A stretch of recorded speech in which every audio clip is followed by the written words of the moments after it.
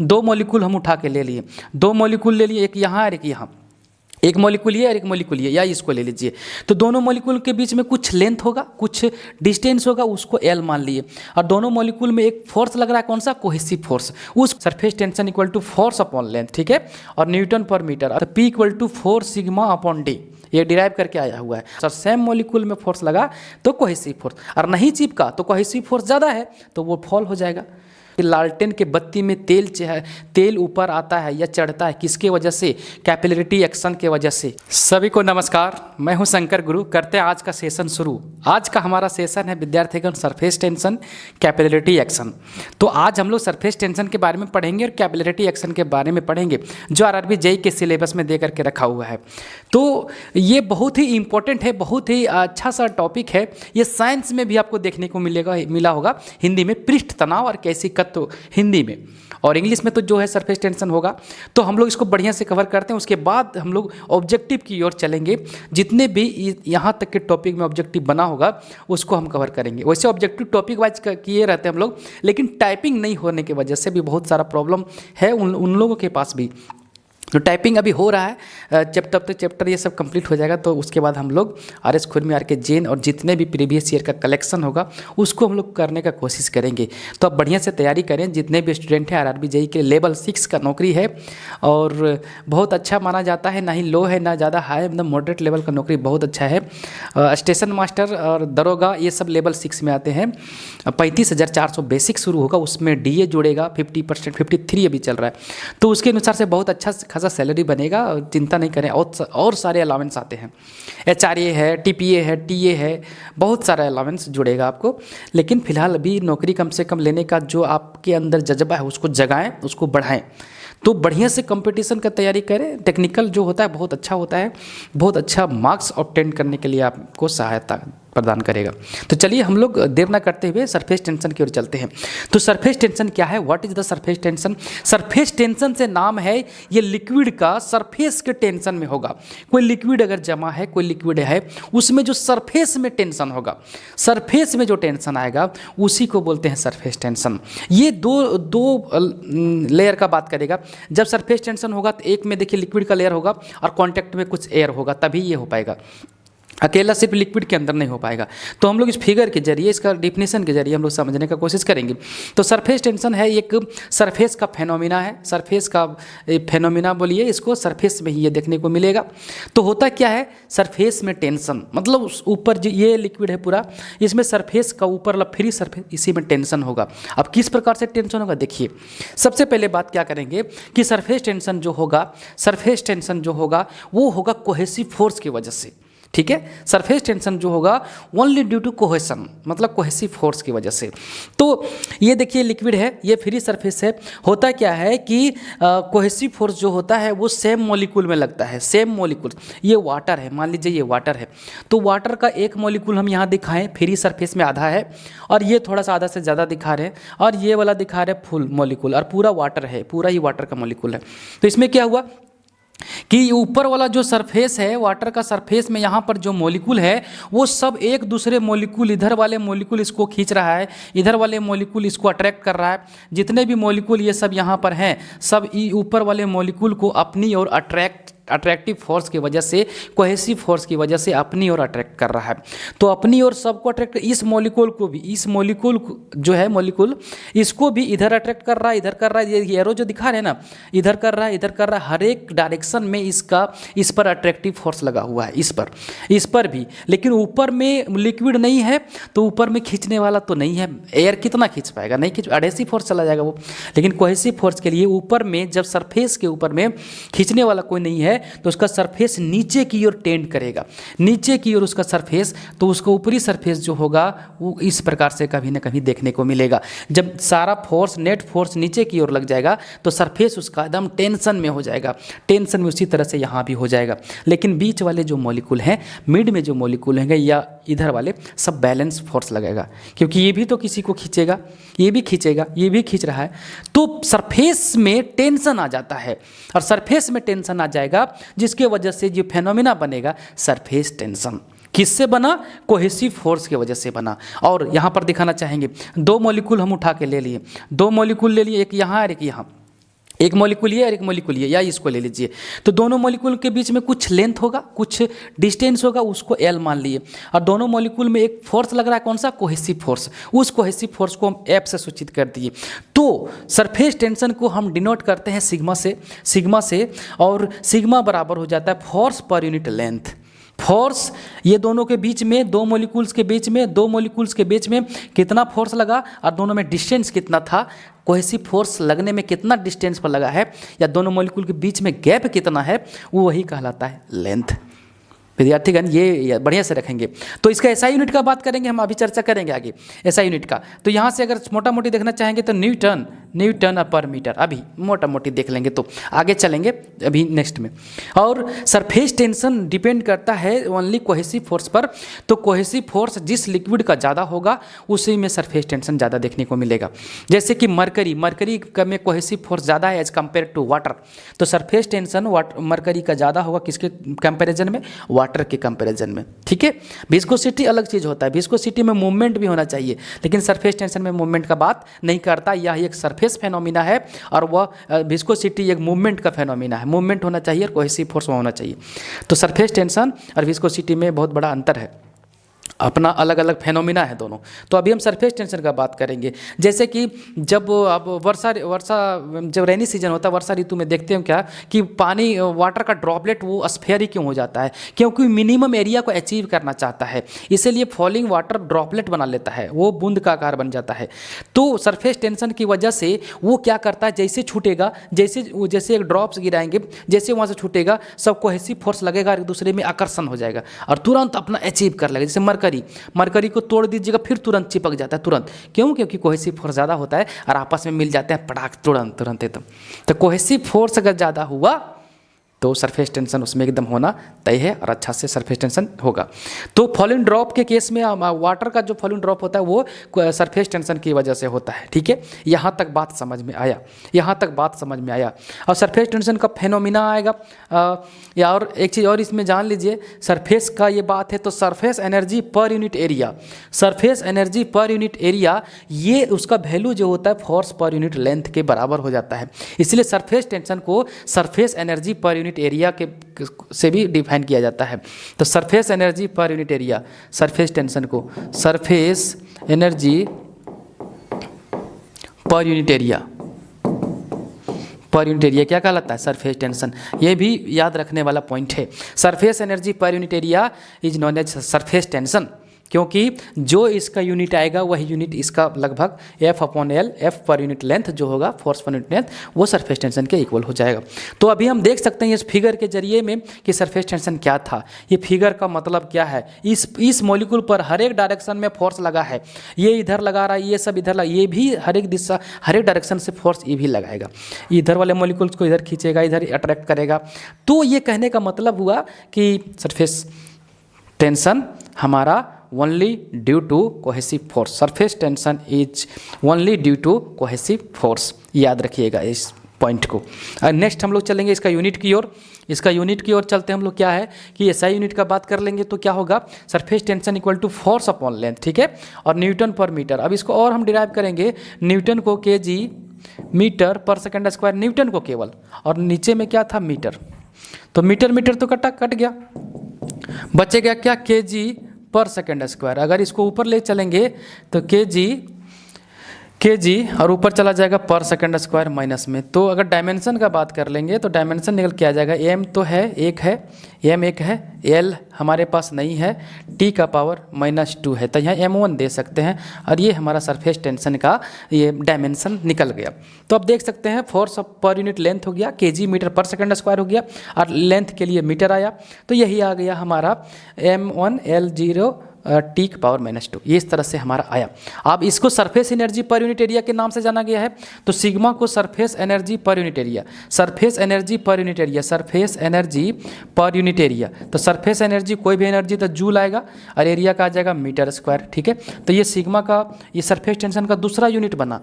दूसरा यूनिट क्या बना, जूल पर मीटर स्क्वायर। जूल, इसको हम सॉल्व करके देखेंगे तो क्या इतना के इक्वल आएगा, देखते हैं सॉल्व करके, न्यूटन पर मीटर आ सकता है कि नहीं, या इतना आ सकता है कि जूल को हम क्या लिखेंगे, न्यूटन मीटर, जूल को क्या लिखेंगे, न्यूटन मीटर, और मीटर स्क्वायर जो है नीचे में रहने दीजिए, तो मीटर स्क्वायर 1 मीटर, देखिए न्यूटन पर मीटर आ गया, जो हमारा वैल्यू था इसके बराबर आ गया। ठीक है, तो कहने का मतलब surface energy per unit area ही सरफेस टेंशन के इक्वल होता है। तो वैल्यू जो पूछ देगा कभी कभी, ये याद रखिएगा, जूल पर मीटर स्क्वायर, इसको हम जूल पर मीटर स्क्वायर के भी नाम से जानते हैं, याद रखिएगा, बहुत बार क्वेश्चन इस प्रकार से देखने को मिलेगा। चलिए नेक्स्ट आगे इसके और कर लेते हैं हम लोग। क्या है आगे, surface tension on liquid droplet. अब लिक्विड ड्रॉपलेट के लिए सरफेस टेंशन का वैल्यू कितना होगा, पूछ लिया जाता है कभी कभी कि लिक्विड ड्रॉपलेट के लिए निकालिए, हॉलो बबल के लिए निकालिए, लिक्विड जेट के लिए निकालिए। तो डिराइव करना उतना आवश्यक नहीं है आपको, एसएससी जेईई में मेंस जब होता था तो उस टाइम पढ़ा जाता था इसको, और उस टाइम पूछा भी करता था। लेकिन ऑब्जेक्टिव हो जाने से आप सिर्फ इसका जो फार्मूला होते हैं, जो कंसेप्ट, उसको याद रखिए, ऑब्जेक्टिव है, निकल जाएगा, डेरिवेशन का जरूरत नहीं है। अगर वैसा लगेगा तो करवाने में करा देते, लेकिन टाइम ज़्यादा देने से बेहतर नहीं मानते हम उसको। तो हम यहाँ निकालेंगे surface tension on liquid droplet, ये लिक्विड ड्रॉपलेट है, इसका जो डाया होगा डी मान लिए, ठीक है, स्मॉल डी मान लिए। अब इसमें कुछ प्रेशर होगा, इसका कुछ प्रेशर होगा, लिक्विड ड्रॉपलेट का अपना कुछ प्रेशर लगाया होगा, ठीक है, अंदर से हॉलो बबल भी रहता है तो उसका भी प्रेशर होता है। तो वह प्रेशर कितना होगा, तो P = 4 सिग्मा अपॉन डी, ये डिराइव करके आया हुआ है। और हॉलो बबल के लिए प्रेशर जो होगा, इनसाइड प्रेशर, अंदर का प्रेशर है ये 8 सिग्मा अपॉन डी, ठीक है, अंदर का प्रेशर है लिक्विड का। और लिक्विड जेट के लिए 2 सिग्मा अपॉन एल, एल क्या है, ये लिक्विड जेट है, ये लिक्विड का जेट है, इसका लेंथ मान लीजिए एल, तो उस समय उसका प्रेशर कितना होगा, तो 2 sigma upon L. Sigma surface tension है, सिग्मा याद रखिएगा, जो सिग्मा हम लिख रहे हैं ये सरफेस टेंशन है, बार बार हम बता रहे हैं सरफेस टेंशन। कोई कोई टी से भी डिनोट करता है, लेकिन आप जेई वाले जितने भी कैंडिडेट हैं, जेई का तैयारी जो भी कर रहे हैं, वो सिग्मा है, साइंस में टी से भी किया जाता है। तो अब यहाँ तक हमारा सरफेस टेंशन का एक 3 जो फार्मूला था, इसको याद रखिएगा, बढ़िया काम देगा। हॉलो बबल के लिए 8 sigma upon D, 8 sigma upon D inside pressure, और ड्रॉपलेट के लिए 4 सिग्मा अपॉन डी, और लिक्विड जेट के लिए 2 सिग्मा अपॉन एल, एल है जेट की लेंथ, जेट की लंबाई बोलेंगे। तो यहाँ से हमारा सरफेस टेंशन का कंसेप्ट कंप्लीट हुआ। लेकिन अब इसका एप्लीकेशन का बात करेंगे। जैसे गर्म चीज़ हम लोग खाते हैं तो हम लोग को टेस्ट क्यों लगता है, क्योंकि जीभ पर क्या होता है ना, लेयर बना होता है, जीभ पर यहाँ पर देखेंगे दाना दाना होता है।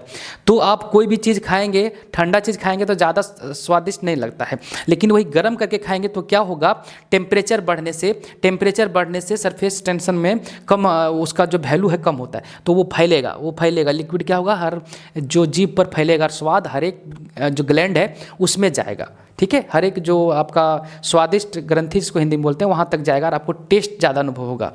एक चीज़ और बताते हैं, जैसे मिट्टी का तेल छिड़कने से आप मच्छर का लार्वा मर जाते हैं, सुने होंगे। तो मिट्टी का तेल जब छिड़केंगे तो उस लिक्विड में जहाँ छिड़के हैं तो वहाँ का जो लिक्विड होगा कीचड़, वहाँ का सरफेस टेंशन का वैल्यू कम हो जाएगा। लिक्विड छिड़कने से, ये मिट्टी का तेल छिड़कने से वहाँ का सरफेस टेंशन का वैल्यू कम हो जाएगा और वहाँ से मच्छर का लार्वा जो होगा मर जाएगा। तो इसलिए हम लोग मिट्टी का तेल छिड़कते हैं। और सरफेस टेंशन का बात करेंगे तो आपको हम बताते हैं, एक चीज़ और बताएंगे, टेम्परेचर का इफेक्ट क्या होगा सरफेस टेंशन में। अगर टेम्परेचर दे देंगे, टेम्परेचर बढ़ा देंगे तो दोनों में कोहेसिव फोर्स जो लग रहा था अंदर में भी देखे थे वो तो कमज़ोर हो जाएगा, तो उसमें इफेक्ट आएगा, टेम्परेचर का भी इफेक्ट आएगा सरफेस टेंशन में। टेम्परेचर का वेरिएशन करने से सरफेस टेंशन में वेरिएशन आएगा। तो आप इस प्रकार से जो सरफेस टेंशन का मेन जो बेसिक कंसेप्ट था उसको हम दे दिए। और जो भी मान लीजिए कुछ छूट गया होगा ऑब्जेक्टिव के व्यू से, तो जब क्वेश्चन करवाएंगे ऑब्जेक्टिव वाला तो सारा जितना भी उसका खानदान का होगा क्वेश्चन सब आ जाएगा। और वहाँ पर लेकिन ये बेसिक कंसेप्ट होगा तो क्वेश्चन बहुत अच्छे से बनेंगे और मन भी लगेगा आपको बनाने में। तो इसी तरह से हम लोग भी अपना प्रिपरेशन किए थे, जितने भी ग्रुप बना करके करे थे, आप लोग भी ग्रुप बनाइए और करिए और बहुत अच्छा से रिजल्ट लेकर के चले जाइए। और हम लोग लगभग, मेरा जो ऑप्टेन मार्क्स है आरआरबी जेई में वो 83 के अप्रॉक्स है, 100 आउट ऑफ 100, 87 तक अटेम्प्ट था, 88 अटेम्प्ट था। तो 3, 4 या 5 गलत हुए होंगे, बाकी बाद 82, 83 के अप्रॉक्स में है। बाकी बाद नॉन टेक में जो साइंस पोर्शन था वहाँ से मार्क्स आ गया और मैथ भी मॉडरेट था तो लगभग आ गया। तो आप लोग भी इसी प्रकार से अपना स्ट्रेटजी को बनाएं और एग्जाम में बढ़िया से क्वेश्चन को अटेम्प्ट लेकर के आएँ। चलिए हम लोग नेक्स्ट टॉपिक की ओर। तो सरफेस टेंशन के बाद जो आता है कैपिलरिटी, ठीक है, कैपिलरिटी मतलब कैसिकत्व। कैपिलरिटी क्या है हम बताते हैं आपको। सबसे पहले इसको ले आते हैं हम लोग टॉपिक की ओर। कैपिलरी फिगर के जरिए बताएंगे कि लिक्विड का राइज और फॉल करना, लिक्विड का किसी पतले ट्यूब में, ठीक है, स्मॉल डायमीटर का ट्यूब होगा, स्मॉल डायमीटर का ट्यूब होगा, और लिक्विड में अगर उसको इंसर्ट करेंगे टैब में कोई भी, तो उसमें लिक्विड का फॉल करना, फॉल मतलब डाउन और राइज करना, ये जो फेनोमिना होगा लिक्विड का राइज और फॉल करना, ये कहलाता है कैपिलरिटी। ठीक है, ये कहलाता है कैपिलरिटी। तो कैपिलरिटी जो डिपेंड करता है वो कोहेसिव फोर्स के साथ साथ एडहेसिव फोर्स पे चिपकता है। ये लिक्विड जाके इसमें स्टिक होता है, चिपकता है। तो चिपकने के जो प्रोसेस होगा, इसमें अगर चिपक रहा है, अगर ये ट्यूब में चिपक रहा है, तभी तो चढ़ रहा है, तभी तो चढ़ रहा है। तो एडहेसिव फोर्स की वजह से अगर डिफरेंट मॉलिक्यूल के साथ अगर फोर्स लग रहा है तो एडहेसिव फोर्स, और सेम मॉलिक्यूल में फोर्स लगा तो कोहेसिव फोर्स, और नहीं चिपका तो कोहेसिव फोर्स ज़्यादा है तो वो फॉल हो जाएगा। तो इसको मिनिस्कस बोलते हैं। ये जो साइज बना ना ऊपर का, नवचंद्रक बोलते हैं हिंदी में, मिनिस्कस का शेप बनाता है। कब? जब राइज करेगा, तब राइज करेगा तो इस प्रकार से, और फॉल करेगा तो इस ऊपर देखेंगे कॉन्वेक्स शेप का ऊपर में एक शेप बनाएगा जब फॉल करेगा। तो लिक्विड का राइज और फॉल करना ये कहलाता है कैपिलरिटी। और कैपिलरिटी जो डिपेंड करता है वो डिपेंड करता है ट्यूब के डाया पर, स्पेसिफिक वेट पर, और स्पेसिफिक वेट और ट्यूब का डाया। ठीक है, ये बहुत इंपॉर्टेंट रहेगा। और डेंसिटी करेगा। तो आप याद रखेंगे ये स्पेसिफिक वेट में ही डेंसिटी आ गया लगभग, diameter of tube and surface tension. Surface tension भी डिपेंड करेगा, सरफेस टेंशन कितना है, ठीक है इसका। तो सरफेस टेंशन मतलब कोहेसिव फोर्स आ ही गया। तो डिपेंड करेगा कैपिलरिटी, वो करेगा हमारा स्पेसिफिक वेट, इसका स्पेसिफिक वेट रो जी जो हम लोग पढ़े थे पहले क्लास में, तो रो जी उस पर डिपेंड करेगा, डायमीटर ट्यूब का डाया कितना है और सरफेस टेंशन। और एक बात और बताएंगे कि इसका डाया कितना होना चाहिए कम से कम कि हमारा कैपिलरी एक्शन को शो करे। नहीं तो अब ज़्यादा मोटा दे देंगे तो भी नहीं हो पाएगा, ज़्यादा पतला भी नहीं दे देंगे तो भी एक्शन नहीं शो कर। तो बोलता है कि डाया जो होगा इसका should not be less than 3 centimetre. 3 centimetre से कम होगा तो आपका ये कैपिलरी एक्शन नहीं दिखा पाएगा। तो एक रेंज है इस प्रकार से। तो कैपिलरी एक्शन का ये सारा कहानी रहा। फेनोमेनन ऑफ राइज और फॉल ऑफ लिक्विड बता दिया फिर आपको हम, और express in terms of centimetre और एमएम। मतलब इसको जो एक्सप्रेस किया जाता है कितना ऊपर चढ़ा तो सेंटीमीटर में नाप लेंगे, कितना फिर चढ़ा एमएम में, सेंटीमीटर एमएम में राइज और फॉल को मापते हैं, एक्सप्रेस करते हैं सेंटीमीटर और एमएम में। किसको? कैपिलरिटी को। तो यही चीज़ें था इसमें। और एक फार्मूला अगर बात करेंगे तो एच कितना चढ़ा इसका जो फार्मूला निकाल लेंगे, 4 sigma cos theta upon rho g d. 4 h equal to 4 sigma cos theta rho g. Rho हो गया, रो जी हो गया स्पेसिफिक वेट, रो मतलब डेंसिटी, जी मतलब स्पेसिफिक ग्रेविटी, और डी हो गया ट्यूब का डाया, और सिग्मा हो गया सरफेस टेंशन, कोस थीटा यहाँ से, ये थीटा जो यहाँ दिखा रहे हैं ये थीटा यहाँ मिनिस्कस ये बनाता है। तो इसको जब पीछे करते हैं तो यही वाला एंगल यहाँ आगे चला जाता है। तो ये थीटा जो है ये वर्टिकली ऑपोजिट एंगल के ले लेंगे तो ये थीटा जो है वही थीटा कोस थीटा लेके चलते हैं। अगर थीटा का वैल्यू ठीक है 0 आया तो 0 किस सेंस में आएगा, जब वाटर और जो ट्यूब होगा उसके बीच में जो एंगल बनेगा 0 डिग्री, उस समय कितना वैल्यू निकल के आएगा, उस समय एच का वैल्यू जो आएगा 4 सिग्मा रो जी डी। उस समय जो हमारा फाइनल बन के निकलेगा 4 सिग्मा रो जी डी, क्योंकि कोस थीटा कोस 0 का वैल्यू 1 होता है। तो ये सब क्वेश्चन है। क्वेश्चन पूछ देता है अगर डाया बढ़ा देंगे तो उस समय कैपिलरिटी का एक्शन में हाइट क्या होगा, कम हो जाएगा। ये डाया अगर बढ़ा देंगे तो क्या हो जाएगा, डाया को अगर घटा देते हैं तो कैपिलरिटी एक्शन ज़्यादा शो करेगा, ठीक है, हाइट उसका ज़्यादा शो करेगा। तो इस प्रकार से कैपिलरिटी एक्शन का ये जो हमारा टॉपिक था ये अभी इतना हम बताएं। कभी कभी क्या होता है ना कि देखे होंगे आप लोग लालटेन के जो कभी क्वेश्चन पूछता है कि लालटेन के बत्ती में तेल ऊपर आता है या चढ़ता है, किसके वजह से, कैपिलरिटी एक्शन के वजह से। कैपिलरिटी एक्शन के वजह से आप देखे होंगे कि खेत में जो पतले पतले घास टाइप का जो केचुआ या केचुआ बोलिए उसको, केचुआ तो छेदा करता है अलग बात है, लेकिन कोई घास ग्रास जो ऐसा होता है जो कैपिलरिटी एक्शन शो करता है, इसलिए किसान लोग को फायदा होता है। आप ये भी सुने होंगे। तो लालटेन वाला ज़्यादा इंपॉर्टेंट समझ में भी आता होगा आपको। तो कैपिलरी एक्शन का ये कहानी यहाँ तक रहा। कैपिलरिटी राइज और फॉल ऑफ लिक्विड, ये जो फेनोमिना होगा ये कैपिलरी एक्शन होगा। डिपेंड किस पर करेगा और किसके कारण होता है ये ज़्यादा इंपॉर्टेंट है। डिपेंड करेगा स्पेसिफिक वेट, ये लिक्विड का स्पेसिफिक वेट रो जी, डायमीटर और सरफेस टेंशन, ठीक है। यहाँ जो देखिए फार्मूला में दिया है सरफेस टेंशन रो जी स्पेसिफिक वेट और डायमीटर। अब स्पेसिफिक वेट ना दे करके डेंसिटी भी दे सकता है, क्योंकि जी तो उस समय कॉमन होता है, तो डेंसिटी भी दे दे। क्वेश्चन पकड़ने आपका काम है, किस प्रकार से क्वेश्चन को आप अटेम्प्ट लेते हैं और किस प्रकार से थिंकिंग करते हैं एग्जाम सेंटर पर। और किसके वजह से सरफेस ये कैपिलरी एक्शन हुआ, तो उसका वजह हुआ कोहेसन एंड एडहेसन। कोहेसन और एडहेसन मतलब कोहेसिव फोर्स और एडहेसिव फोर्स दोनों, ठीक है। तो ये आज तक हमारा यहाँ तक का सेशन हम कंप्लीट किए हैं। सरफेस टेंशन और कैपिलरी एक्शन बहुत इंपॉर्टेंट, इसमें एप्लीकेशन बहुत ज़्यादा है। तो एप्लीकेशन क्वेश्चन जब आएगा ना तो आपको बहुत सारा एप्लीकेशन उसमें बताते हुए निकल लेंगे, और क्वेश्चन लगता है कि बनेगा, अगर इस प्रकार से पढ़ लेते हैं तो क्वेश्चन जरूर बनेगा। तो आज तक का सेशन यहीं तक रखेंगे विद्यार्थीगण, फिर मिलेंगे नए वीडियो, नए एनर्जी और नए सेशन के साथ। तब तक हम आपसे विदा लेते हैं, धन्यवाद।